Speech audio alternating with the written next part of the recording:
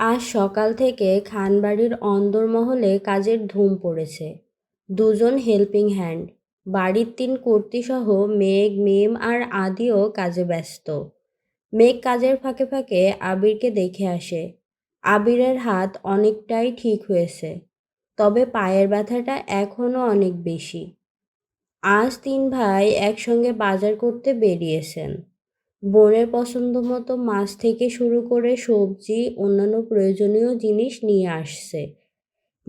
মেঘ মিলে চুপি চুপি একটা বরণ ডালাও সাজিয়েছে, যেটা মিমের রুমে লুকিয়ে রেখেছে। আবির সুযোগ মতো মেঘকে ডেকে ঠান্ডা মাথায় সব বুঝিয়ে দিয়েছে। মেঘ যেন কোনো প্রকার উচ্ছৃঙ্খল আচরণ না করে।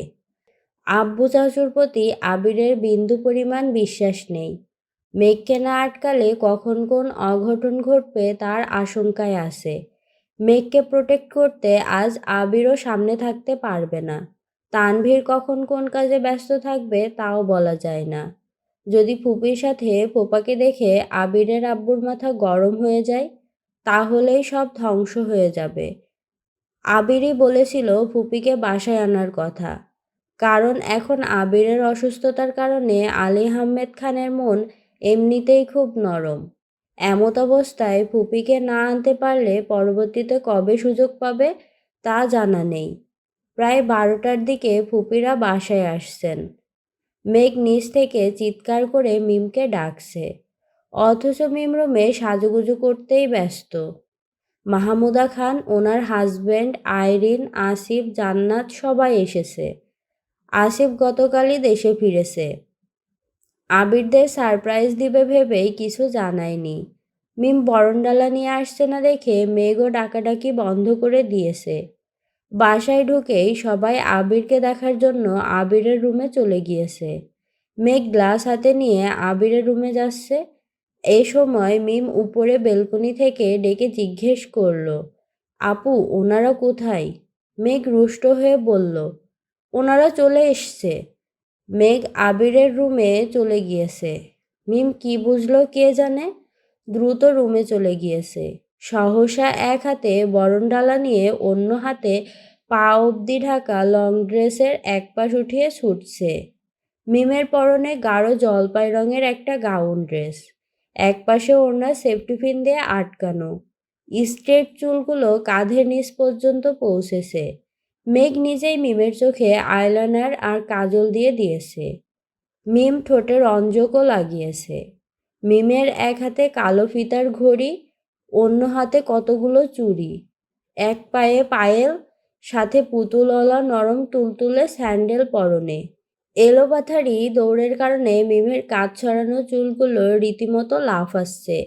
আশেপাশে কোনো দিকে তাকানোর মতো সময় নেই। বরণডালা হাতে নিয়ে মেইন গেট পার হতে আচমকা এক ছেলের সাথে ধাক্কা লাগতেই সামনের ছেলেটা দ্রুত সরে গিয়েছে। মিমের হাতের বরণডালা সহ ফুলের পাপড়ি সব পড়ে গিয়েছে। সাথে সাথে মিমও ধপাস করে নিচে পড়ে গিয়েছে। ব্যথায় মিম চিৎকার করে উঠল, ও মা গো! চিকন লম্বা এক ছেলে 2 কদম এগিয়ে এসে শুধালো, ব্যথা পেয়েছো? মিম রাগে কটমট করে বলল, এই কে আপনি? আমার বাসায় এসে আমাকে ফেলে দিয়ে আবার জিজ্ঞেস করেন ব্যথা পাইছি কিনা? আপনার সাহস তো কম না। আবারও আর্তনাদ করতে করতে বলল, উফ, আমি শেষ। ছেলেটাও খ্যাপা স্বরে বলল, নিজে দেখে চলতে পারো না, আবার আমায় দোষারোপ করছো? আমি কি তোমায় ফেলছি নাকি? নিজের গায়ে জোর নাই, আবার আমায় বলতে আসে। মিম এখনো মাটিতে পড়ে আছে। মিমের রাগ মাথায় উঠে যাচ্ছে। রাগে কটকট করতে করতে বলল, একদম গায়ের জোর নিয়ে কথা বলবেন না। আপনি ইচ্ছে করে আমায় ফেলেছেন। আমি এখনই ভাইয়াকে ডাকবো। এমন সময় মেঘ এসেছে। দরজার সামনে মিমকে বসে থাকতে দেখে মেঘ কপাল কুঁচকে শুধালো, কিরে, তুই এখানে বসে আছিস কেন? মিম ফোঁস করে উঠল। গাল ফুলিয়ে মেঘের দিকে তাকিয়ে অভিযোগের স্বরে বলা শুরু করলো, আমি এখানে শুধু শুধু বসে আছি না, এই ছেলে আমাকে ধাক্কা মেরে ফেলে দিয়েছে। মেঘ ছেলের দিকে তাকাতে এই ছেলেটা নিরুদ্বেগ কণ্ঠে বলল, আপু, বিশ্বাস করো, আমি ইচ্ছে করে ধাক্কা দেয়নি। ভেতর থেকে কে ছুটে আসছে আমি কিভাবে বুঝবো? আমি ভেতরে ঢুকছি, সে হুট করে সামনে চলে আসছে। আমি ভয় পেয়ে কিছুটা সরে গেছি, আর সে পড়ে গিয়েছে। না আপু, উনি ইচ্ছে করেই ফেলেছে। তুমি ভাইয়াকে এখনই ডাকো। এই ছেলের বিচার করতে হবে। উফ, আমার কোমরটা মনে হয় ভেঙেই গেছে। মেঘ মৃদু হেসে বলল, আরিফ তুমি ভেতরে যাও। আরিফ ব্যস্ত কণ্ঠে বলল, আপু সত্যিই আমি ইচ্ছে করে ফেলিনি। মেঘ তপ্ত স্বরে বিড়বিড় করে বলল, বুঝতে পেরেছি, তবে একটু সাবধানে থেকো। সেই পাগলকে উস্কে দিয়েছো, এর পরিণাম কি হবে আমার জানা নেই। ভেতরে যাও। আরিফ ভেতরে চলে গিয়েছে। মিম রাগান্বিত কণ্ঠে চেঁচিয়ে উঠল, আপু তুমি ওই ছেলেকে ভেতরে ঢুকতে দিলে কেন? ওই ছেলে আমায় এত ব্যথা দিল, তবুও তুমি তাকে ছেড়ে দিলে? তুমি আমার বোন হয়ে এটা করতে পারলে? মেঘ হাত বাড়িয়ে গম্ভীর কণ্ঠে বলল, মুখটা বন্ধ করে ওঠ। কাজের কাজ কিছুই করতে পারিস না। তখন চিৎকার করে ডাকলাম, বরণডালা নিয়ে নামতে তুই নামিসনি। ওরা সবাই ভেতরে চলে গিয়েছে। এতক্ষণে তোর খবর হয়েছে? বরণ তো হলোই না, বরং শুধু শুধু কোমরে ব্যথাটা পেয়েছিস, সাথে ড্রেসটাও নষ্ট করেছিস।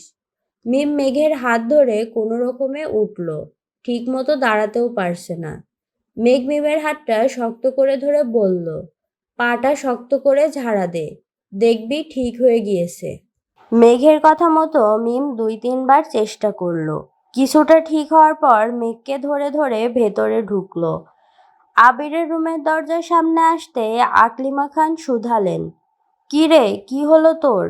মিম রাগে বলতে নিল, এই সে।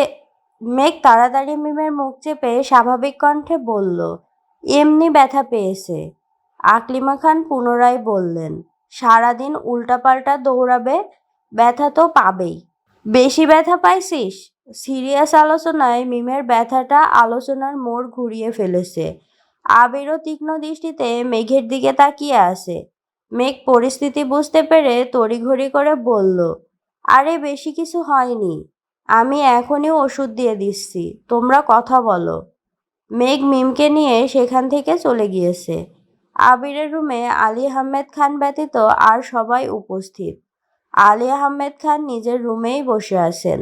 বোনের প্রতি ক্রোধ কিছুটা কমলেও বোনের হাজবেন্ডকে তিনি এখনো মন থেকে মানতে পারছেন না, তাই সামনেই আসছেন না। মোজাম্মেল খান, মালিহা খান, হালিমা খান আলোচনা করে মাহমুদা খান আর ওনার হাজবেন্ডকে আলী আহমেদ খানের রুমে পাঠাচ্ছেন। ২৮-৩০ বছরের গড়ে ওঠা অদম্য অন্তরাল ভাঙতে মাহমুদা খান এবং ওনার হাজবেন্ড প্রয়োজনে আলী আহমেদ খানের পায়েও ধরতে রাজি। মেঘ মিমের সঙ্গে উপরে চলে গিয়েছে। মিম কোমরের সাথে সাথে পায়েও অল্প ব্যথা পেয়েছে। আগে বুঝতে না পারলেও এখন মিমের পা জ্বলছে। কাটা স্থান থেকে রক্ত বেরিয়ে পরনে সালোয়ারে দাগ লেগে গেছে। মেঘ আগে ভেবেছিল সামান্য ব্যথা পেয়েছে, তাই এত গুরুত্ব দেয়নি। মিমের অবস্থা দেখে এখন মেঘ নিজেই ভয় পেয়ে গিয়েছে। বাসার কাউকে জানালে তুলকালাম কাণ্ড হয়ে যাবে। মিম পায়ের দিকে তাকিয়ে কাঁদছে আর আরিফকে অনর্গল বকেই যাচ্ছে। মেঘ বুঝিয়ে শুনিয়ে মিমকে শান্ত রাখার চেষ্টা করছে। মেঘ কাটা স্থান জীবাণুমুক্ত করে একটা মলম লাগিয়ে ব্যথার ঔষধ খাইয়ে দিয়েছে। বেশ কিছুক্ষণ বোঝানোর পর মিম কিছুটা শান্ত হয়েছে। মিম অন্য একটা ড্রেস পরেছে।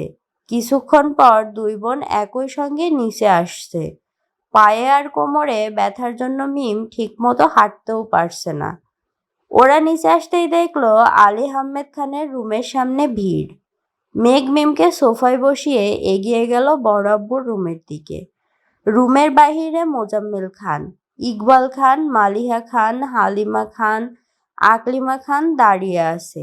মেঘ আব্বু আর কাকিয়ার পাশ কেটে দরজা পর্যন্ত আসতেই মেঘের পা যুগল থমকে গিয়েছে। সেই সাথে হৃদস্পন্দনও হঠাৎ থেমে গেল। মাহমুদা খান এবং ওনার হাজবেন্ড দুজনে আলী আহমেদ খানের দুপা আঁকড়ে ধরে অবিচ্ছেদ্যভাবে কেঁদেই চলেছেন। ব্যগ্র স্বরে নিজের ভুল স্বীকার করেছেন আর আলী আহমেদ খানের কাছে মাপ চাচ্ছেন। আলী আহমেদ খান বোনকে অনেক দিন আগেই ক্ষমা করে দিয়েছেন। তবে আজ বোনের হাজবেন্ডকে সামনাসামনি দেখার পর নিজেকে কোনোভাবেই নিয়ন্ত্রণ করতে পারছেন না। পাথুরে মানবের ন্যায় আলী আহমেদ খান বিছানার একপাশে বসে আছেন।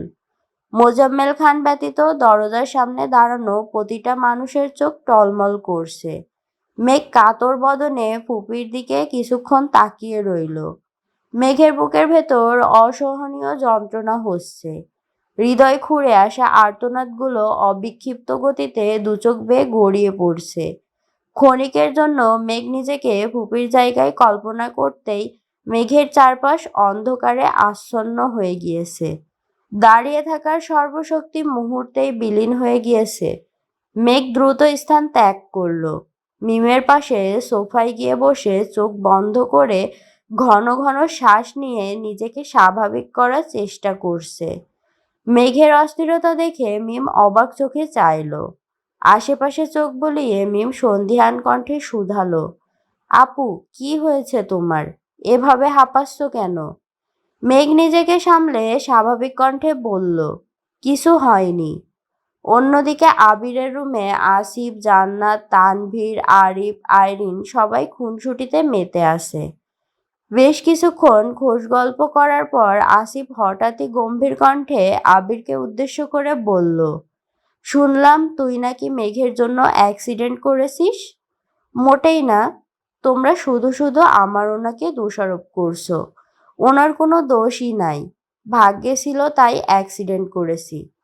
আসিফ কিঞ্চিত হেসে বলল, এখনই তার পক্ষ নিচ্ছিস? বিয়ের পর কি করবি তাহলে? আবির জিভ দিয়ে ঠোঁট ভিজিয়ে ঠোঁট বেঁকিয়ে হেসে মৃদু স্বরে বলল, পরে বউভক্ত জামাই হব। ও যা বলবে, যেভাবে বলবে আমি সেভাবেই চলবো। বাস্তবে কেন, স্বপ্নেও কোনো দিন ওকে আমার বিরুদ্ধে কোনো ধরনের অভিযোগ তুলতে দিব না, ইনশাল্লাহ। জান্নাত, আসিফ আর তানভীর একই সঙ্গে ইনশাল্লাহ বলে উঠল। আইরিন হাসি মুখে শুধালো, ভাইয়া, তুমি বিয়েটা কবে করবা? আমরা কি বিয়ে খাবো না? আবির ঠাট্টা স্বরে বলল, তোকে বিয়ে দিয়ে তারপরই করব। আইরিন মুখ ফুলিয়ে গম্ভীর কণ্ঠে বলল, আমার কি বিয়ের বয়স হয়েছে? মাত্র 16 বছর বয়স আমার। আমি এখনো শিশু। তানভীর হেসে বলল, এখনো কত কত গ্রামে 12-14 বছর বয়সী মেয়েদের বিয়ে হয়ে যায়। সেখানে তুই তো তাদের থেকে 2 বছরের বড়। তোকে দিতে সমস্যা কি? আইরিন গুরুগম্ভীর ভাব নিয়ে বলল, তোমার বোন যে আমার থেকে আরো 3 বছরের বড়, সে বেলায় তাকে বিয়ে দাও না কেন? তানভীর সতর জবাব দিল, আমার বোনের জামাই ফিক্সড, তাই কোনো টেনশন নাই। কিন্তু তোর জন্য তো ছেলে খুঁজতে হবে, এজন্যই সবার টেনশন।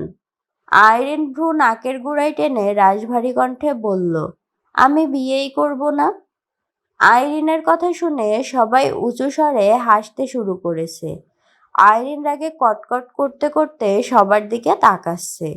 জান্নাত ঠোঁটে হাসি রেখেই বলল, তোমরা সবসময় আমার ননদিনীটাকে রাগাও। আমার ননদিনীকে বিয়েই দিব না, সারা জীবন আমাদের কাছে রেখে দিব। তাহলে আম্মুকেও মেয়ের জন্য কান্নাকাটি করতে হবে না। আইরিনের গাল ফুলানো দেখে আরিফ আইরিনের মাথায় গাঁটটা মেরে বলল, তুই এত বেক্কল কেন রে? মজাও বুঝিস না? আইরিন মাথায় ঘষতে ঘষতে অসহায় মুখ করে আরিফের দিকে চেয়ে আসে। আরিফ সবার সাথে অন্য বিষয়ে কথা বলায় ব্যস্ত। এরই মধ্যে আকলিমা খান দরজা থেকে ডেকে বললেন, তানভীর, ওদের নিয়ে বাসাটা একটু ঘুরে দেখা, আর পারলে আবিরকে ধরে রুমটা থেকে বের কর। এক রুমে বন্দি থাকতে কত ভালো লাগে। তানভীর ধীর কণ্ঠে বলল, ঠিক আছে, তুমি যাও, আমি ভাইয়াকে নিয়ে যাচ্ছি। আইরিন, আরিফ, জান্নাত আগে বেরিয়ে গিয়েছে। তানভীর আর আসিফ দুপাশ থেকে আবিরকে ধরে আস্তে ধীরে নিয়ে যাচ্ছে। আবিরের হাত মোটামুটি ঠিক হয়ে গিয়েছে, পায়ে ব্যথা রয়েছে। বাড়ির নিরিবিলি পরিবেশ দেখে জান্নাত এগিয়ে গিয়ে আকলিমা খানকে শাশুড়ির কথা জিজ্ঞেস করতে লাগলো। মেঘ আর মিম দুজনই সোফায় হেলান দিয়ে বসে আছে। সবাইকে বের হতে দেখে হালিমা খান এগিয়ে এসে মেঘকে ডেকে বললেন, ওদের নিয়ে ছাদ থেকে ঘুরে আয়। আমরা খাবার রেডি করছি। এদিক ওদিক নজর বুলিয়ে মেঘ উঠে নিজের মনকে সামলে মুখে হাসি নিয়ে বলল, চলো। মিমকে উদ্দেশ্য করে বলল, কিরে তুই যেতে পারবি? মিম মেঘের দিকে এক পলকের জন্য তাকাতেই হঠাৎ আরিফের দিকে চোখ পড়ল। অমনি মিম রেগে মেগে আগুন হয়ে গিয়েছে। রাগান্বিত কণ্ঠে বলল, আমি যাব না। তুমি যাদের নিয়ে যাচ্ছিলে তাদের নিয়েই যাও। মেঘ যথারীতি আইরিন আর আরিফকে নিয়ে উপরে চলে গিয়েছে। এক এক করে মিম, তানভীর, মেঘ, আবির সবার রুম ঘুরিয়ে ছাদে নিয়ে গেল। ছাদ ভর্তি এত এত গাছ দেখে আইরিন খুশিতে লাফালাফি শুরু করে দিয়েছে। আইরিনের উইশ লিস্টের প্রায় অনেক গাছ অলরেডি মেঘদের ছাদে আছে। আইরিন আপন মনে বকবক করেই যাচ্ছে, এই গাছটা আমার আছে, ওইটা ছিল এখন নাই, এই গাছটা আমাদের বাসায় হয় না। তুমি এবার আমাদের বাসায় গেলে তোমাকে আমাদের বাসার ছাদে নিয়ে যাব। মেঘ মৃদু হেসে শুধু বলল, আচ্ছা ঠিক আছে। অনেকক্ষণ যাবৎ বকবক সহ্য করে অবশেষে আরিফ ক্ষুব্ধ হয়ে বলল, তোদের সাথে এসে আমার নিজেকে উন্মাদ মনে হচ্ছে। গাছগাছালি নিয়ে এত আলোচনা গবেষণাগারেও গবেষকরাও বোধহয় করেন না। আইরিন ঠাট্টার স্বরে বলল, তুই ভালো মানুষ ছিলি কবে? আরিফ অগ্নিদৃষ্টিতে তাকাতে আইরিন ভেংচি কাটল। মেঘ হেসে বলল, আচ্ছা গাছ নিয়ে আর কথা বলবো না। তোমার যে বিষয়ে কথা বলতে ইচ্ছে করে সেই বিষয়েই বলো। আরিফের রাগ মুহূর্তেই গায়েব হয়ে গিয়েছে। সহসা অস্ফুট কণ্ঠে বলল, এই না হলে আমার আইরিন সঙ্গে সঙ্গে আরিফের মুখ চেপে ধরে ফেলল। মেঘ আশ্চর্যজনিত নয়নে তাকিয়ে আইরিনকে শুধালো, আরিফের মুখ চেপে ধরেছ কেন? পুনরায় আরিফকেও শুধালো, কি বলতে চাইছিলে বলো? মানে কি? আরিফ ঢোক গিলে উষ্ণ স্বরে বলল, ভালো বোন। মেঘ ভ্রু কুঁচকে সন্দেহের দৃষ্টিতে তাকিয়ে শুধালো, সত্যি? তাহলে আইরিন মুখ চেপে ধরেছে কেন? আইরিন খুব হিংসুটে। ও নিজেকে ছাড়া আর কাউকে ভালো বলতে দিবে না। তোমাকে ভালো বলে ফেলছি, এটা ওর সহ্য হচ্ছে না। আইরিন বিপুল চোখে আরিফের দিকে তাকিয়ে আছে আর ভেতরে ভেতরে ফুঁসতেছে। বিড়বিড় করে বলল, আগে বাসায় চল, তারপর তোকে বুঝাবো। মেঘ, আইরিন, আরিফ তাদের পড়াশোনা, ভার্সিটি লাইফ আর স্কুল লাইফ নিয়ে গল্প করছে। এদিকে আবির, তানভীর, আসিফ সোফায় বসে বসে গল্প করছে। আবিরের ব্যবসা, তানভীরের রাজনীতি, আসিফের জব লাইফ নিয়ে নানান আলাপ আলোচনায় মগ্ন। জান্নাত হালিমা খান ও আকলিমা খানের সাথে খাবার পরিবেশনে সাহায্য করছে। মাহমুদা খান, ওনার হাজবেন্ড এবং বাকিরা আলী আহমেদ খানের রুমেই টুকটাক কথা বলছেন। মাহমুদা খানকে আলী আহমেদ খান নতুন করে সবার পরিচয় দিচ্ছেন, যদিও মাহমুদা খান সবাইকে আগে থেকেই চিনেন।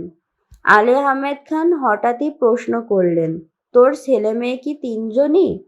মাহমুদা খান মৃদুস্বরে বললেন, না, আমার আলহামদুলিল্লাহ 2 ছেলে আর 2 মেয়ে। মোজাম্মেল খান শুধালেন, আর এক মেয়ে কোথায়? নিয়ে আসলি না কেন? বড় মেয়ের বিয়ে হয়ে গেছে, কানাডা থাকে। ইকবাল খান আশ্চর্য নয়নে তাকিয়ে বললেন, আপা, তোমার এক মেয়েকে বিয়েও দিয়ে ফেলছো? মাহমুদা খান মলিন হেসে বললেন, আলহামদুলিল্লাহ, 1 বছরের একজন নাতিও আছে। মোজাম্মেল খান বোনের কথায় রীতিমতো ভিমরি খেল। আলী আহমেদ খান মালিহা খানের দিকে তাকিয়ে উদাসীন কণ্ঠে শুধালেন, আমার ছেলেকে এবার বিয়ে করানো দরকার নাকি বলো? মালিহা খান কিছুটা তপ্ত স্বরে বললেন, আবির ফেরার পর থেকে আপনার কাছে আমি এই কথাই বলছি, কিন্তু আপনি তো আমার কথার গুরুত্বই দিচ্ছেন না। এবার গুরুত্ব দিতেই হচ্ছে। আমার ছোট বোন নানি হয়ে গেছে, আর আমি এখনো ছেলের বউয়ের মুখে আব্বাজান ডাকি শুনতে পারলাম না। মোজাম্মেল খান চিন্তিত কণ্ঠে জিজ্ঞেস করলেন, কোনো মেয়ে কি পছন্দ হয়েছে ভাইজান? দেখেছো কি? হ্যাঁ, মেয়ে আমার পছন্দ করাই আছে। আবির শুধু হ্যাঁ বললেই হবে। মালিহা খান উদ্বিগ্ন কণ্ঠে শুধালেন, মেয়েকে কি করে? আলী আহমেদ খান ঠাট্টার স্বরে বললেন, মেয়ে তুমিও দেখেছিলে, এবার আমিও দেখেছি, এখন দেখি ছেলে কি করে। মোজাম্মেল খান আবারও প্রশ্ন করলেন, ভাইজান তুমি কি শাকিল সাহেবের মেয়ের কথা ভাবতেছ? মালিহা খান জিজ্ঞাসু দৃষ্টিতে তাকিয়ে প্রশ্ন করলেন, শাকিল সাহেবকে? ইকবাল খান উত্তর দিলেন, ভাইজানের ব্যবসায়িক বন্ধু। মেয়ে দেখতে কেমন?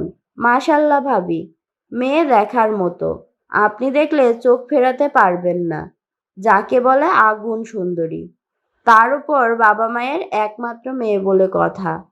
মালিহা খান ঠান্ডা কণ্ঠে জানালেন, না, আমার ছেলের বউ হবে আমাদের মতো সাধারণ, অবশ্যই মিশুক হতে হবে।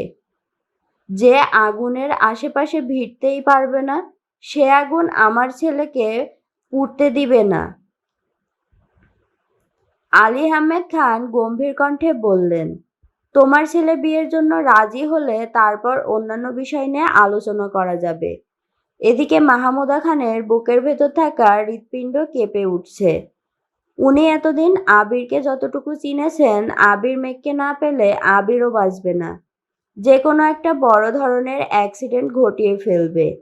মাহমুদা খান আলী আহমেদ খানের সামনে মুখ ফুটে কিছু বলতে পারছেন না, আবার চুপচাপ কথাগুলো হজমও করতে পারছেন না। অন্যদিকে মিম সোফায় বসেছিল। আবিরা সোফায় এসে বসতেই মিম কিছু একটা ভেবে তড়িঘড়ি করে উঠে পায়ে ব্যথা নিয়েই দৌড়ে রান্নাঘরে গেল। উত্তেজিত কণ্ঠে শুধালো, আম্মু, বাসায় কলা আছে? হ্যাঁ, কেন? আমায় একটা কলা দাও। ভাত খাওয়ার সময় কলা দিয়ে কি করবি? খাবো, এখনই দাও। একটা না, দুটো কলা দিও। আকলিমা খান কপাল কুঁচকে মিমের দিকে তাকিয়ে কিছু না বলে দুটো কলা বের করে দিল। সঙ্গে সঙ্গে হালিমা খান মিমকে বললেন, মিম, ছাদ থেকে ওদের ডেকে নিয়ে আয় তো মা। মিম ঠোঁট বেঁকিয়ে হেসে বলল, অবশ্যই, এখনই যাচ্ছি। মিম কলা খেতে খেতে সিঁড়ি দিয়ে উঠছে। মুহূর্তেই যেন পায়ের ব্যথার কথা সম্পূর্ণ ভুলে গিয়েছে।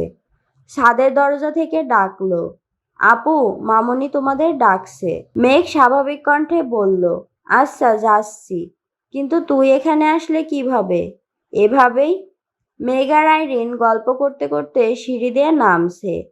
আরিফ মিমের শারীরিক অবস্থা বোঝার জন্য এক পলক মিমের দিকে তাকিয়ে সঙ্গে সঙ্গে চোখ সরিয়ে নিয়েছে। মিম যদি বুঝতে পারে আরিফ ইচ্ছাকৃত মিমের দিকে তাকিয়েছে, তাহলে এবার সিডোর আয়লার মতো তাণ্ডব শুরু করে দিবে। আরিফ ফোনের দিকে মনোযোগ দিয়ে মিমকে পাশ কাটিয়ে চলে গেছে। আরিফ 4-5টা সিঁড়ি নামতে হঠাৎ স্লিপ কেটে নিয়ন্ত্রণ হারিয়ে কয়েক সিঁড়ি নেমে সামনে থাকা আইরিনের দুকাত ধরার চেষ্টা করে। আরিফের ভর আইরিন নিতে না পেরে হুমড়ি খেয়ে পড়তে নেয়। মেঘ তাড়াতাড়ি আইরিনকে ধরে ফেলে। ততক্ষণে আরিফও নিজের শক্তি দিয়ে কোনো রকমে স্থির হয়েছে। পায়ের 2-3 জায়গায় ঘষা খাওয়ায় আরিফের পা জ্বলছে। সেদিকে না তাকিয়ে আরিফ পেছন ফিরে তাকাতেই দেখল একটা সিঁড়িতে কলার বাকল অক্ষত অবস্থায় পড়ে আছে। এর আগে সিঁড়িটাতেই আরিফের পা পড়েছিল। মিম দুটো কলা খেয়ে পরপর 2 সিঁড়িতে বাকল ফেলেছে, যেন যে কোনো একটাতে আরিফ স্লিপ খায়। মেঘ আর আইরিন আগে নেমে যাওয়ায় এবং আরিফের মনোযোগ ফোনে থাকায় মিমের কাজে বেশ সুবিধা হয়েছে। আরিফ চোখ তুলে মিমের দিকে তাকাতেই মিম নিজের দুহাত ঝেড়ে এমন ভাব নিল যেন সে বিশাল কিছু করে ফেলেছে। আরিফের রাগ হলেও সে প্রকাশ করল না। আইরিন নিজের মতো করে আরিফকে বকছে। আইরিন ভেবেছে আরিফ ইচ্ছে করে আইরিনকে ধাক্কা দিয়েছে। আরিফ সেসবে পাত্তা না দিয়ে মেঘদের পাশ কাটিয়ে নিচে চলে গিয়েছে। মিম নেমে এসে উদ্বিগ্ন কণ্ঠে শুধালো, আইরিন আপু, তুমি কি ব্যথা পেয়েছো? মেঘ সন্দেহের দৃষ্টিতে মিমকে দেখেও কিছু বলল না। নিচে নামতেই দেখলো সবাই খাবার টেবিলে বসা। আজ ডাইনিংয়ে আরো 5টা চেয়ার অ্যাড করায় জায়গা তুলনামূলক কম।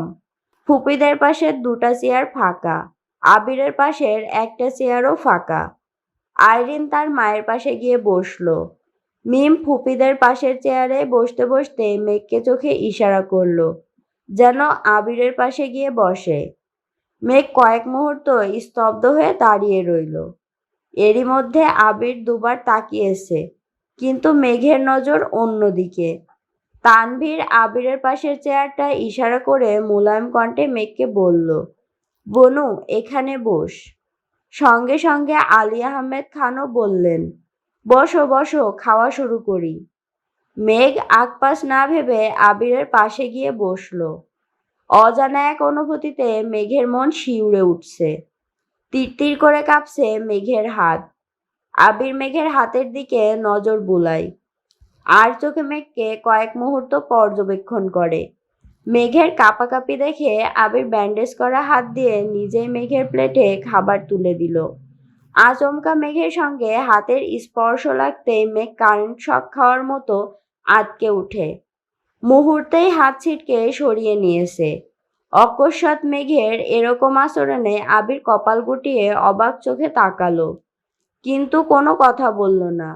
খাওয়ার মাঝে প্রয়োজনের বাহিরে কেউই কোনো কথা বলেনি। মিমের সাথে দু একবার আরিফের চোখাচোখি হয়েছে। মিম প্রতিবারই ভেংসি কেটে সহসা অন্যদিকে তাকিয়ে পড়েছে। আলী আহমেদ খান খাবার শেষ করে গলা খাকারি দিয়ে ধীর কণ্ঠে বললেন, আমি খানবাড়ির সবার উপস্থিতিতে আমার ছেলের ব্যাপারে গুরুত্বপূর্ণ সিদ্ধান্ত জানাচ্ছি। আমার ছেলের সম্মতি থাকলে আমি সামনের ঈদ নাগাদ ছেলের বউ ঘরে তুলতে চাই। আলী আহমেদ খানের কথাগুলো আবিরের মনে সঙ্গে সঙ্গে বিস্ফোরিত হয়েছে।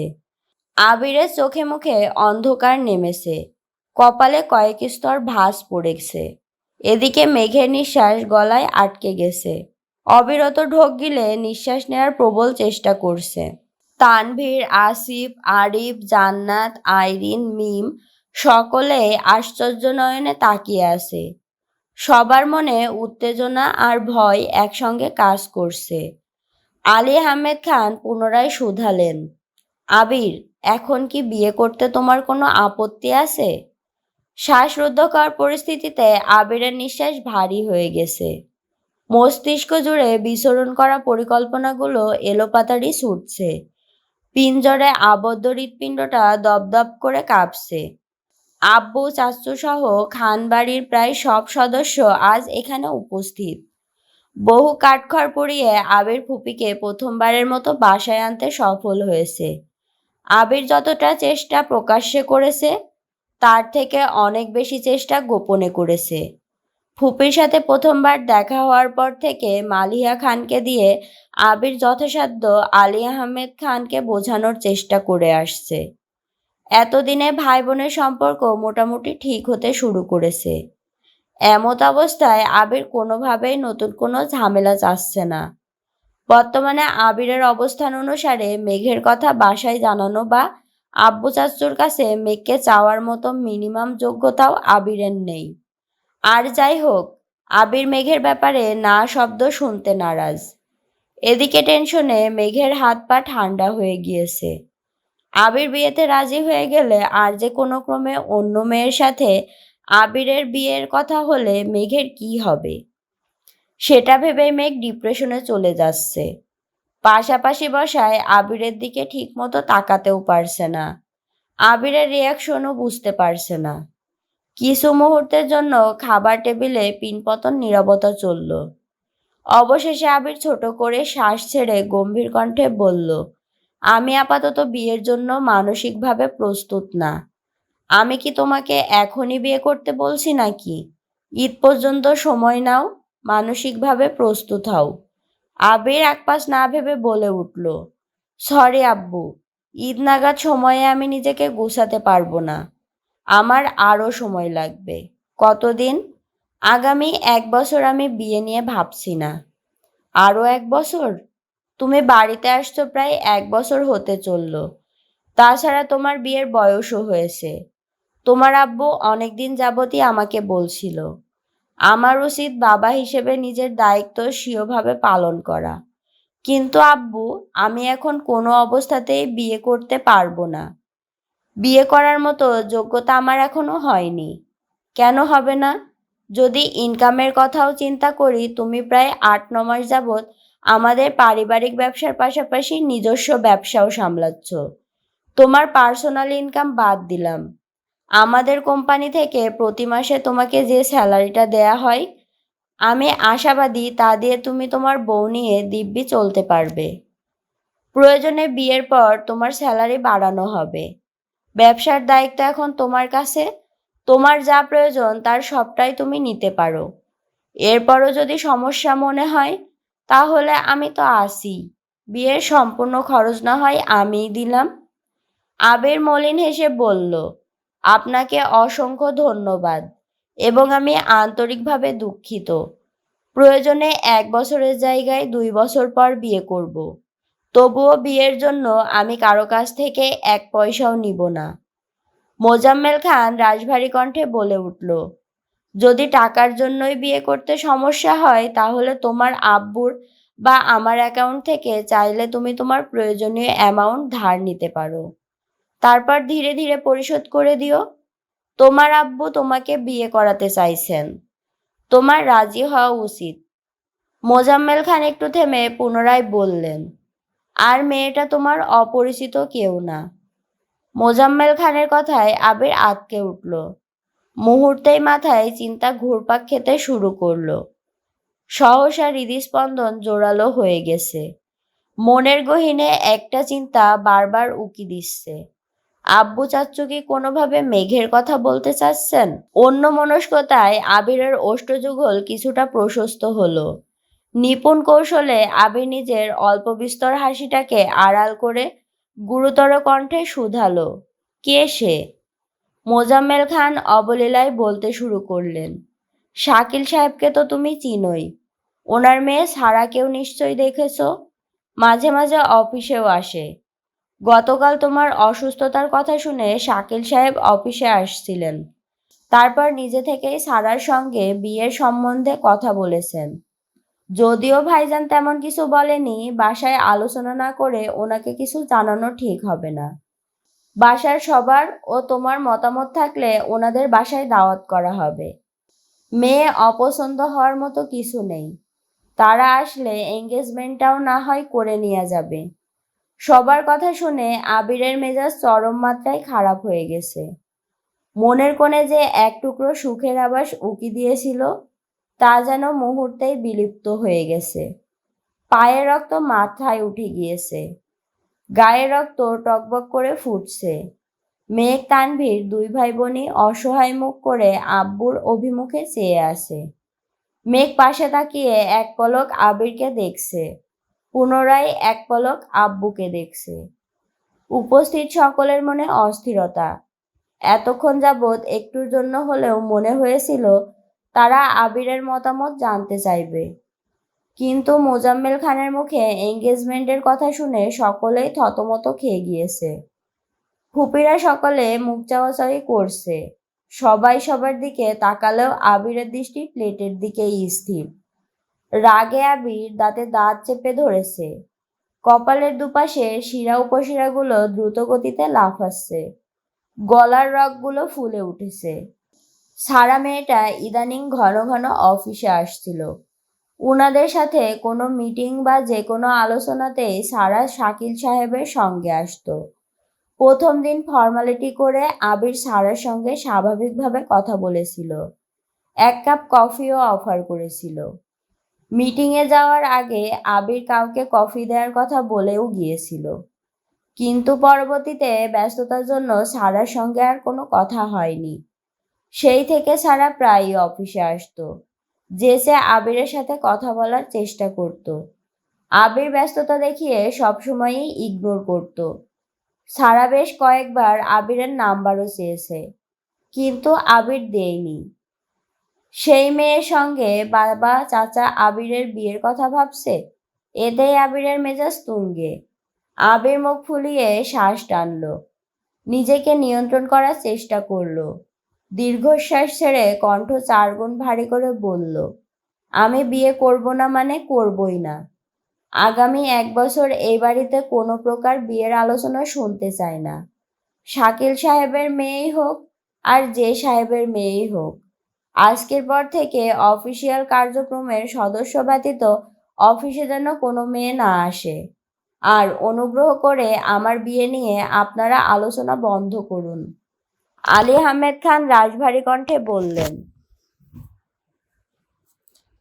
তুমি কথা শেষ করতে তো দিবে? আব্বু, আমি আর কোনো কথা শুনতে বা বলতে চাচ্ছি না। তোমার কিছু বলার থাকলে বলতে পারো। আবির রাগান্বিত কণ্ঠে বলে উঠল, আপনারা আপনাদের সিদ্ধান্ত জানিয়ে এঙ্গেজমেন্ট পর্যন্ত ফিক্সড করে ফেলেছেন, আর এখন আমার মতামত জানতে চাচ্ছেন? বাহ, অসাধারণ। মালিহা খান শান্ত স্বরে বললেন, আবির, আব্বুর সাথে এভাবে কথা বলছিস কেন? কথা বললেই তো বিয়ে হয়ে যায় না। ওনারা তো তোর সিদ্ধান্ত জানতেই চাচ্ছেন। আম্মু, এটাকে সিদ্ধান্ত জানতে চাও বলো না। ওনারা ওনাদের মর্জি আমার উপর চাপালেই আমি ওনাদের সব সিদ্ধান্ত মানতে পারবো না। আর যদি আমার সিদ্ধান্ত জানতেই চাও, তাহলে আমি আবারও বলছি, আগামী 1 বছর আমি বিয়ে করতে পারবো না। এ ব্যাপারে আমার সামনে অথবা আড়ালে আর কোনো কথা যেন না হয়। আলী আহমেদ খান উঠে যেতে যেতে ভারী কণ্ঠে বললেন, ঠিক আছে, তোমার বিয়ে নিয়ে আর কোনো কথা হবে না। আবির গম্ভীর কণ্ঠে জবাব দিল, ধন্যবাদ। মোজাম্মেল খান গুরুগম্ভীর কণ্ঠে বললেন, ছেলে মেয়ে বড় হয়ে গেলে নিজের মর্জিতে চলতে চাই। বাবা মায়ের অবাধ্য সন্তান হয়ে যায়। বড়দের সিদ্ধান্ত তখন তাদের কাছে মূল্যহীন মনে হয়, কাউকে পরোয়া করে না। আবির ঠোঁট বেঁকিয়ে মনে মনে বিড়বিড় করে বলল, পারলে নিজের মেয়েকে আমার কাছে দেন বিয়ে, তারপর দেখুন আপনাদের সিদ্ধান্তর মূল্য দেই কি না। নিজের মেয়ের কথা তো একবারও বললেন না। কোথাকার কোন মেয়েকে আমার ঘাড়ে গসিয়ে দিতে উঠে পড়ে লেগেছেন। তাতে রাজি হয়নি বলে আমি অবাধ্য সন্তান হয়ে গেছি? বাহ শ্বশুর আব্বু, বাহ। আপনার মেয়েকে বিয়ে দিলে ঈদ পর্যন্ত অপেক্ষা করতে হবে না। আজ এই মুহূর্তেই বিয়ে করে ফেলবো। মোজাম্মেল খান বিড়বিড় করতে করতে খাবার টেবিল ছেড়ে উঠে চলে গিয়েছেন। আবির এক পলক চাচুর দিকে তাকালো। বিড়বিড় করে বলা কথার কিছুই আবির বুঝল না। চোখ ঘুরাতেই তানভীরকে চোখে পড়ল। আবির তানভীরকে দেখে সিম্পলি স্মাইল দিল। তানভীরের মুখে গাম্ভীর্যতা লেগেই আছে। আবির ফুপিদের দিকে তাকিয়ে স্বাভাবিক কণ্ঠে বলল, তোমরা খাচ্ছ না কেন? খাও খাও। সবাই স্তব্ধ হয়ে বসে আছে, শুধু আশেপাশে চোখ বুলাচ্ছে। ইকবাল খান, মালিহা খান, আকলিমা খান উপস্থিত আছে, বিধায় কেউ কিছু বলতে পারছে না। সবার মনমরা ভাব দেখে আবির ঠাট্টা স্বরে বলল, সামনের বছর আমার বিয়ে, তোমাদের সবার দাওয়াত। এখন থেকে বিয়ের প্রিপারেশন শুরু করো। বিয়ে আমার ধুমধাম করেই হবে। আইরিন আর মিমকে উদ্দেশ্য করে বলল, তোরা ডান্স শেখা শুরু কর। আমার বিয়েতে ঠিকমতো নাচতে না পারলে তোদের খবরই আছে। আবিরের কথা শুনে সবাই না চাইতেও হেসে ফেলল। নিজের বিয়ের দাওয়াত নিজেই দিচ্ছে, আবার নাচের জন্য বোনদের রীতিমতো থ্রেটও দিচ্ছে। এসব কাণ্ড একমাত্র আবিরই করতে পারে। আরিফ মজা করে বলল, ভাইয়া, আমরা কি দোষ করেছি? ছেলে বলে কি আমরা নাচতে পারবো না? আবির হেসে বলল, অবশ্যই নাচবি। তোদের বেশ কিছু লুঙ্গি কিনে দিব, তখন সবগুলো মিলে লুঙ্গি ডান্স দিস। মালিহা খান তপ্ত স্বরে বললেন, আবির, তোর আব্বুর কথা। আবির গম্ভীর কণ্ঠে শুধু বলল, আম্মু। মালিহা খান ঠান্ডা কণ্ঠে বললেন, ঠিক আছে ঠিক আছে, আমি আর কিছুই বলবো না। এই তো আমার লক্ষ্মী আম্মু। আলী আহমেদ খান কিছুক্ষণ আগেই রুমে গিয়েছেন। আলী আহমেদ খানকে দেখতে মালিহা খানও এবার নিজের রুমে চলে গিয়েছেন। আবির আর চোখে নিজের প্রেয়সীর দিকে এক নজর তাকালো। মেঘ মাথা নিচু করে ভাতের প্লেটে আঙুল বুলাচ্ছে। বাকিদের মুখে হাসি থাকলেও মেঘের মনে কালবৈশাখী ঝড় বইছে। আব্বু আর বড় আব্বু যেভাবে বিয়ের কথা বলছিল, আবির ভাই রাজি হলেই বিয়ে হয়ে যেত। এদিকে আবির ভাইয়ের মনে মেঘ আছে কিনা এ বিষয়েও মেঘের মনে সন্দেহ আছে। মেঘের প্রতি আবিরের মনে ভালোবাসা নাকি ভালো লাগা, 1 বছর পর আদৌ আবির কি মেঘকে বিয়ে করবে, নাকি অন্য কোনো মেয়েকে বিয়ে করে ফেলবে, সেসব ভেবেই মেঘের মন আরো বেশি খারাপ হয়ে যাচ্ছে। মেঘের বারবার শুধু মনে হয়, অনিশ্চিত ভবিষ্যতের পেছনে ছুটছে সে। আবিরের মনের কথা জানতে করা এক কর্মকাণ্ডে আবিরের এই অবস্থা হয়েছে। এখন সে কি করবে? মেঘের হাবভাব দেখে আবির মেঘের দিকে সরাসরি তাকালো। কণ্ঠ খাদে নামিয়ে মোলায়েম কণ্ঠে শুধালো, ভাতের প্লেটে আবার কি চাষ করবি? মেঘ বিস্ময় সমেত চোখ তুলে তাকালো। মোহনীয় সেই দৃষ্টি। ফুপিরা আসবে শুনে মেঘ সকাল সকাল গোসল করে সাজুগুজু করেছিল। এখন সেই সাজ অনেকটাই বিনত হয়ে গেছে, তবুও আবির মেঘের চোখের গভীরে অক্লান্ত দৃষ্টিতে চেয়ে আসে। আশপাশ থেকে অন্যদের কণ্ঠস্বর কানে আসতেই আবির নড়েচড়ে বসল। চোখে চোখ রেখে শান্ত স্বরে বলল, পারিপার্শ্বিক ব্যাপারে কান না দিয়ে চুপচাপ খাবার শেষ কর। মেঘ অসহায় দৃষ্টিতে আবিরকে পরখ করল। মনে মনে নিজেকে আওড়ালো, মানুষটা এমন কেন? এত কিছুর পরেও একটা মানুষ এতটা স্বাভাবিক কিভাবে থাকতে পারে? মেঘ পুনরায় মাথা নিচু করে খাওয়ায় মনোযোগ দিল। খাবার টেবিলে তেমন কোনো কথা হলো না। খাওয়া দাওয়া শেষ করে ফুপিরা কিছুক্ষণ গল্প করে বিকেলের দিকে বাসায় চলে গেছেন। যাওয়ার সময় আলী আহমেদ খান গিফটের পরিবর্তে সবাইকে টাকা দিয়েছেন। সন্ধ্যার পর পর মেঘ ঘুমিয়েছিল। সেই ঘুম ভেঙেছে রাত 11:30 নাগাদ। মেঘের ঘুম ভাঙতেই দেখল ফুপির নাম্বার থেকে দুটো কল।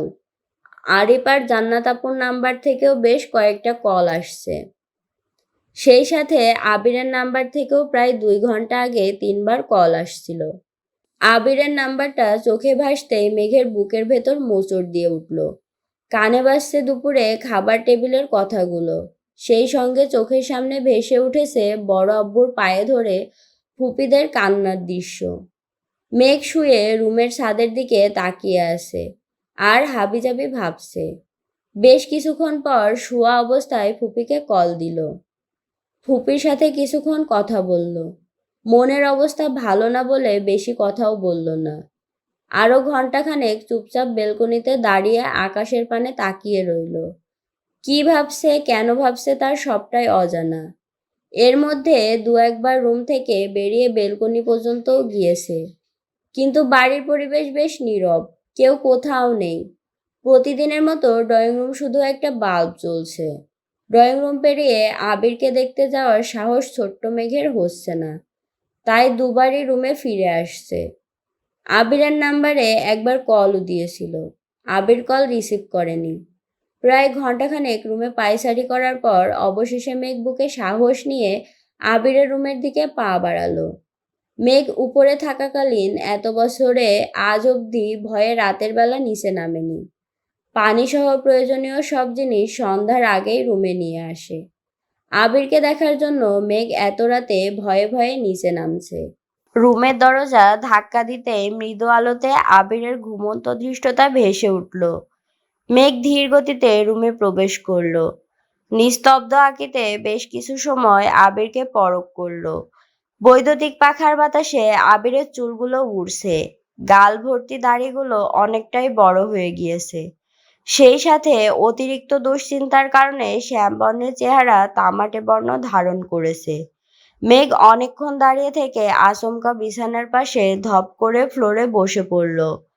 মাঝরাতে নিস্তব্ধ পরিবেশে বাসার পাশে গাছের ডালে 2টা পাখির কিচিরমিচির শব্দ ব্যতীত আর কোনো শব্দ নেই। অকস্মাৎ আবিরের ঘুম ভেঙে গেছে। অনুভব করে এক জোড়া তুলতুলে হাত আবিরের এক হাত আঁকড়ে ধরে রেখেছে। আবিরের হাতের আঙুলগুলো কোমল গাল স্পর্শ করে রেখেছে। আবিরের অনুভূতিরা জানান দিচ্ছে। আবিরের প্রেয়সী আবিরের হাতকে আষ্টেপৃষ্ঠে জড়িয়ে রেখেছে। সবই ঠিক ছিল, কিন্তু মেঘের হঠাৎ কান্না সবকিছু এলোমেলো করে দিয়েছে। প্রথম দিকে আস্তে ধীরে কাঁদলেও ধীরে ধীরে মেঘ নিজের ওপর নিয়ন্ত্রণ হারিয়ে ফেলছে। মেঘের নিরবচ্ছিন্ন কান্নায় চোখ বেয়ে গড়িয়ে পড়া পানিতে মেঘের গালে রাখা আবিরের আঙুলগুলো ভিজে গিয়েছে। মেঘের কান্নার শব্দে আবিরের বুকের ভেতর তোলপাড় চলছে। মাঝরাতে মেঘ কেন কাঁদছে? কেউ কিছু বলল কি না? আগে আবিরের কল কেন রিসিভ করলো না? সেসব ভেবে আবির অস্থির হয়ে যাচ্ছে। এদিকে মেঘের কান্না থামার কোনো নাম নেই। মেঘের হাতে থাকা আবিরের আঙুলগুলো তিরতির করে কাঁপছে। মেঘ কান্নার জন্য তা বুঝতেই পারছে না। আবির কাতর স্বরে মনে মনে বলল, মেঘ তুই এভাবে কাঁদিস না প্লিজ। তোকে কিভাবে বোঝাই? তুই কাঁদলে যে আমার ভেতরটা পুড়ে ছারখার হয়ে যায়। তুই জানিস না, তোর চোখ থেকে এক ফোঁটা পানি ঝরলে এই আবিরের হৃদয় থেকে কত ফোঁটা রক্ত ঝরে। তোর কান্না দেখলে খুন না করেও নিজেকে খুনি মনে হয়। তোর কাছে থেকেও আজ আমি বহু দূরে। তোকে ছোঁয়ার অধিকার থাকা সত্ত্বেও আমি বড্ড অসহায়। মেঘ আপন মনে কেঁদেই চলছে। মাঝরাতে আবির মেঘকে কি বলবে? মেঘকে ডাকলে মেঘ অস্বস্তিতে পড়ে যাবে। সেসব ভেবে আবির মেঘকে ডাকার সাহস পাচ্ছে না। মেঘ কাঁদতে কাঁদতে আবিরের হাতে অধর ছুঁয়ে দিচ্ছে। পুনরায় গালে হাত চেপে ধরে ব্যগ্র কণ্ঠে বলল, আবির ভাই, আপনি আমার প্রাণচাঞ্চল্যের একমাত্র শখের পুরুষ। আমার হৃদয়ের একান্ত ব্যাকুলতা।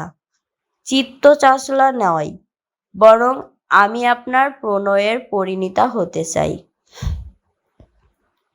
মেঘের কান্নাজড়িত কণ্ঠে বলা এক একটা কথা শুনে আবিরের হৃদস্পন্দন কয়েক গুণ বেড়ে গিয়েছে। ইচ্ছে করছে সব প্রতিকূলতা উপেক্ষা করে কাদম্বিনীর দু চোখের পানি মুছে মায়াবী দু চোখ চোখে রেখে অনুরক্ত কণ্ঠে বলতে, মাহাদিবা খান মেঘ, আপনিও আমার অস্তিত্বে নিবদ্ধ একমাত্র শখের নারী, আমার আত্মাকে প্রশান্ত করার অনন্য পন্থা। পৃথিবীর সব নারীকে অবহেলা করতে পারলেও মাহাদিবাকে উপেক্ষা করার সাধ্যি এই আবিরের নেই। চিন্তা নেই ললনা, আপনি আমার প্রণয়ের একমাত্র পরিণীতাই হবেন। শুধু সময়ের প্রতীক্ষা। মেঘ অতর্কিতে আবিরের হাত ছেড়ে নিরন্তর আখিতে আবিরকে আপাদমস্তক পরক করে নিশার মাথা নিচু করে বেরিয়ে যাচ্ছে। আবির অক্রুদ্ধ দৃষ্টিতে মেঘকে দেখছে। চোখে উপচে পড়ছে প্রশান্তি। মেঘ অতি সন্তর্পণে হাঁটছে, যেন কারো নজরে না পড়ে।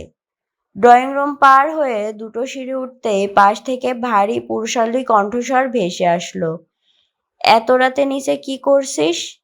মেঘ আঁতকে উঠে পাশ ফিরে তাকাতেই দেখলো ইকবাল খান সোফার পাশে দাঁড়ানো। ভয় পেয়ে তড়িঘড়ি করে মেঘ জামার উপর দিয়ে বুকে থুতু দিল। দাঁত দিয়ে জিভ কেটে চোখ নামিয়ে মেঘ ধীর স্থির কণ্ঠে আমতা আমতা করে বলল, পানি খেতে আসছিলাম। ইকবাল খান গুরুভার কণ্ঠে বললেন, অনেক রাত হয়েছে, ঘুমাতে যা এখন। মেঘ ঘাড় কাত করে আচ্ছা বলে গুটি গুটি পায়ে উপরে উঠে গিয়েছে। সময় চলমান। মেঘ নিজের মতো ভার্সিটিতে যায়, বন্যার সাথে টুকিটাকি কথা বললেও মিনহাজ, তামিম, মিষ্টি কারো সঙ্গেই তেমন কথা বলে না। ওদের দেখলেও এড়িয়ে যায়। নিজের প্রতি তীব্র ক্ষোভ থেকে মূলত মেঘের এই কাজ করা। তানভীরও নিজের কাজে ব্যস্ত। বাসায় ফিরে আবিরের সাথে টুকটাক কথা বলে খাওয়া দাওয়া করে ঘুমায়। দেখতে দেখতে 21 দিন পেরিয়ে গিয়েছে। আবিরের পা অনেকটাই ঠিক হয়ে গিয়েছে। মোটামুটি হাঁটা চলাও করতে পারে। এর মধ্যে একদিন সন্ধ্যার দিকে শাকিল সাহেব আলী আহমেদ খানকে কলও দিয়েছেন আবিরের খোঁজ খবর নেওয়ার জন্য। তাছাড়া ওনারা খুব শীঘ্রই আবিরকে দেখতে আসতে চাচ্ছেন। কিন্তু আবিরের রাগ দেখে আলী আহমেদ খান ডিরেক্ট নিষেধ করে দিয়েছেন। আবির কিছুটা সুস্থ হওয়ার পরে নিজের রুমে চলে এসেছে। এতদিনের মধ্যে মেঘ আবিরকে দেখতে যতবারই আবিরের রুমে যায়, ততবারই মিম মেঘকে নিয়ে মজা করে। মিমের দুষ্টামির জন্য আবির রুমে একা থাকলেও মেঘ লজ্জায় রুমেই যায় না।